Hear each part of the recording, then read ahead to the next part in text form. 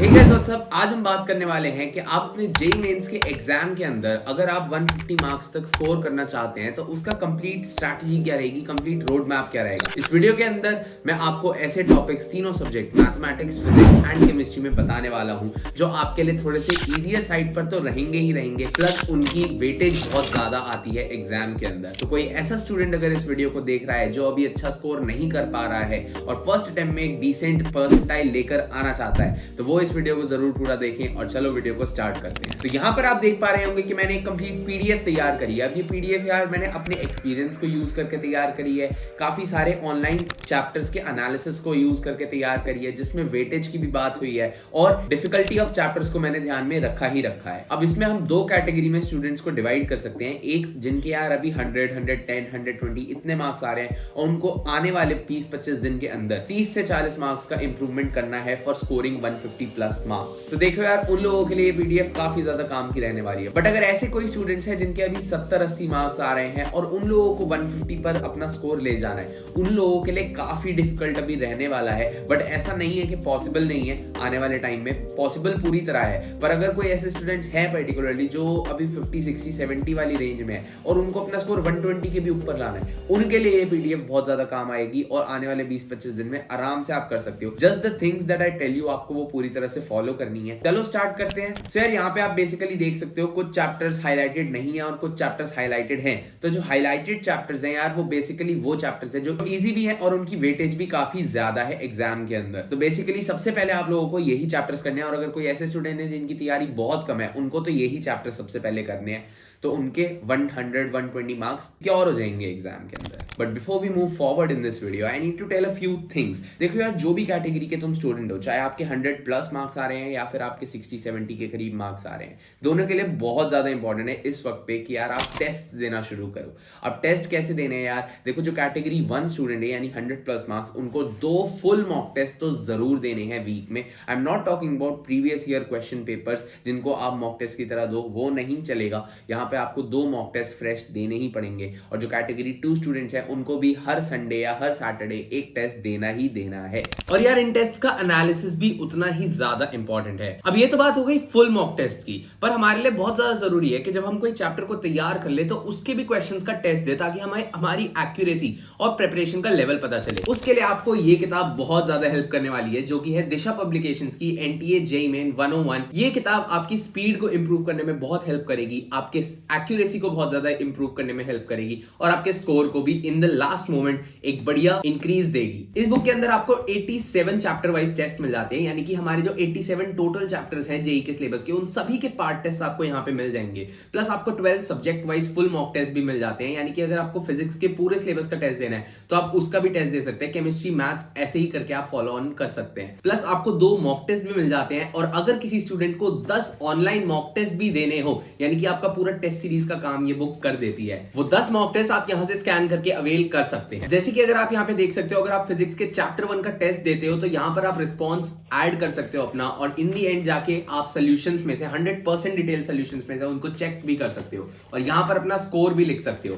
In total 3000 से भी ज्यादा क्वेश्चंस आपको इस बुक के अंदर मिल जाते हैं और आपकी पूरी नीड को ये फुलफिल करता है for your April exam as well. 2 से 3 महीने के अंदर मेरे ख्याल से कोई भी सिंसियर स्टूडेंट इस किताब को खत्म कर सकता है और ये उसके स्कोर को 20 से 25% तक इंप्रूव करने में बहुत हेल्प करेगी। So link will be in the description, you can purchase right now and let's move on. अब आ जाते हैं जरा अपने टॉपिक्स की लिस्ट पे और सबसे पहले हम बात करने वाले हैं मैथमेटिक्स की। और मैथमेटिक्स के अंदर मैं बहुत ज्यादा आपको सजेस्ट करूंगा कि जो भी पीले यानी येलो हाईलाइटेड चैप्टर्स हैं उन सबके आपको वन शॉट लेक्चर्स जरूर देखने हैं। मैथ ऑन गो की पेपर फोड़ना है सीरीज से, वो आपको बहुत हेल्प करेंगे। उसको करने के बाद आपको करने हैं प्रीवियस ईयर क्वेश्चन सॉल्व। लेकिन मैथ ऑन गो वाली सीरीज आपको सबसे ज्यादा हेल्प जब ही करेगी जब आपने एनसीईआरटी लगाई हो। अब मैं आपसे इतना तो एक्सपेक्ट कर ही सकता हूं कि आपने एटलीस्ट मैथ्स की एनसीईआरटी सॉल्व कर रखी हो, बट अगर नहीं करी है तो प्लीज अब कर लो। 4 से 5 दिन लगा के पूरी 11th और 12th क्लास की एनसीईआरटी सॉल्व कर लो, हो जाएगी बहुत आराम से, ज्यादा प्रॉब्लम नहीं होने वाली है। जिन टॉपिक्स के ऊपर सबसे ज्यादा आपको ध्यान रखना है वो है वेक्टर्स एंड 3D ज्योमेट्री, जिससे 3-4 क्वेश्चन आ रहे हैं। Sequence and series, definite integration and area under graph. Area under graph NCERT से करके काफी ज्यादा इनफ रहता है जेईई मेंस के लिए।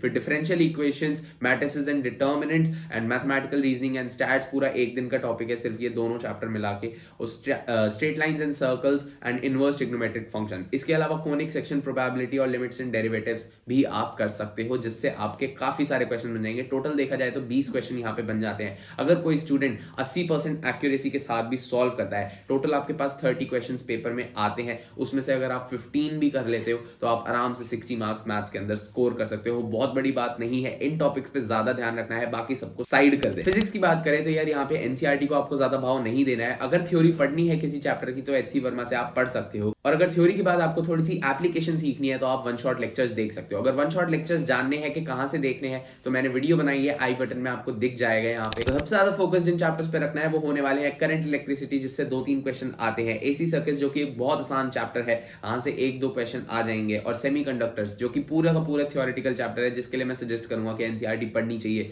वो है 1 से 2 क्वेश्चन आ जाएंगे। उसके बाद काइनेटिक थ्योरी ऑफ गैसेस जो कि सिमिलर है काइनेटिक से, तो वहां पे मैं सजेस्ट करूंगा कि आपका एक क्वेश्चन तो बन ही जाना चाहिए। फिर डुअल नेचर, ईएम वेव्स और न्यूक्लियर फिजिक्स के मिला के मॉडर्न फिजिक्स से 3 क्वेश्चन आ जाएंगे, और इसके अलावा जो मॉडर्न फिजिक्स है वो भी काफी आसान होने वाली है, तो 2 से 3 क्वेश्चन आप वहां से भी एक्सपेक्ट कर सकते हो। कम्युनिकेशन सिस्टम से 1 क्वेश्चन आता है, और ये चैप्टर सिर्फ और सिर्फ 3 से 4 घंटे का है, इसको अगर लगा लेते हो तो आपके मजे आ जाएंगे। टोटल आपको 21 क्वेश्चन आएंगे अगर बाकी चैप्टर्स को भी देख मिला लें, जिसमें कि आपका kinematics, rotation, 2D motion, collision, thermal properties and thermodynamics. हो सकता है ये चैप्टर किसी के लिए काफी इजी हो, तो उनके भी क्वेश्चंस बनने की संभावना काफी बढ़ जाती है। तो 21 में से अगर आप 15 से 16 क्वेश्चन लगा लेते हो ना आराम से, जो कि मेरे ख्याल से फिजिक्स बहुत इजी आ रही है रिसेंटली, तो आपको फिजिक्स हाई स्कोरिंग रहना चाहिए फोकस, तो आप इजीली 60-65 मार्क्स लेकर आ सकते हो। तो मैथ्स के अंदर अगर 10 नंबर कम भी जाते हैं तो 50 और 65 वो कंपेंसेट हो जाएगा।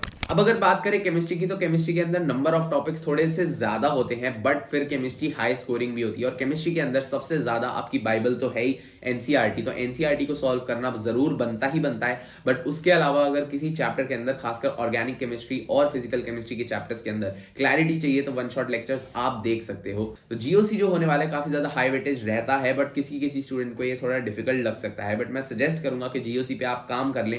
5 से 6 दिन की बात है, आप जीओसी और हाइड्रोकार्बन्स पे एक साथ कमांड पा सकते हैं, जो कि आपको 4 क्वेश्चंस पेपर के अंदर दे देंगे। फिर उसके अलावा बायोमोलिक्यूल्स एंड पॉलीमर्स पे आखिरी के दिनों में बहुत काम करना चाहिए। फिर थर्मोकेमिस्ट्री, थर्मोडायनेमिक्स स्टूडेंट्स को डिफिकल्ट लगता है, I don't know why, but thermochemistry बहुत इजी होता है, जिससे 1 क्वेश्चन आ जाता है। स्ट्रक्चर ऑफ एटम की बात करें तो यहां से 1 से 2 क्वेश्चन बहुत ज्यादा आते हैं। सबसे ज्यादा हाई स्कोरिंग चैप्टर है फिजिकल केमिस्ट्री के अंदर। केमिकल काइनेटिक्स एंड सॉल्यूशंस से 2 क्वेश्चन आते हैं। मोल कंसेप्ट के अंदर 1 क्वेश्चन जरूर आता है। फिर surface chemistry, solid state and states of matter, total मिला के 2 क्वेश्चन, कोई से भी 3 चैप्टर से 2 क्वेश्चन आ ही जाते हैं, यानी कि किसी 2 चैप्टर से आ जाएंगे।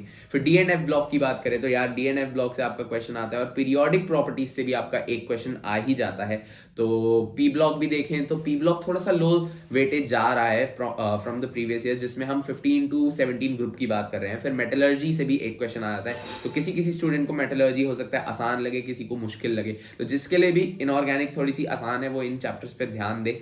तो आप टोटल 22 क्वेश्चंस इन पूरे टॉपिक्स की लिस्ट से बना सकते हैं, बट हो सकता है कि आपके लिए कुछ टॉपिक्स डिफिकल्ट हो, तो मिनिमम भी अगर हम देखें तो यार 13 से 14 क्वेश्चंस, 15 क्वेश्चंस आप आराम से सॉल्व कर सकते हैं यहाँ से, एंड वही आपकी रेंज रहेगी कि आप 55 to 60 मार्क्स लेकर आ जाएंगे आसानी से केमिस्ट्री में, अगर आप मिनिमल चैप्टर्स पे भी ध्यान रखें। बट आपको ध्यान रखना है कि एक्यूरेसी बिल्कुल ठीक होनी चाहिए। तो आपका सबसे पहला काम होना चाहिए कि जो चैप्टर्स आप तैयार करके गए हैं सबसे अच्छे से, उन चैप्टर्स को जाके पेपर के अंदर आप उनके क्वेश्चंस को ढूंढें और उनको सॉल्व करें, रादर देन ऐसे चैप्टर्स पे टाइम वेस्ट करें इवन रीडिंग करने में जो आपके मतलब के नहीं है, जो आप ढंग से पढ़ के नहीं गए हैं। Of course you understand this thing, and जो पेपर अटेम्प्टिंग स्ट्रैटेजी रहेगी वो जरूर मैं आपके साथ शेयर कर रहा हूँ जल्दी ही। इस साल भी इवन 2022 में जब मेरे एक फ्रेंड के भाई ने पेपर दिया था, तो यार उस बंदे का स्कोर था अपने जेईई मेंस के फर्स्ट अटेम्प्ट में 80 के करीब मार्क्स, और 20 दिन के अंदर अंदर हमने उसका स्कोर डबल कराया था। 145-150 मार्क्स पर हम लेकर गए थे। उस बंदे की 96 के करीब परसेंटाइल आई थी इन द सेकंड अटेम्प्ट। वही अगर मार्क्स उसके फर्स्ट अटेम्प्ट में आए होते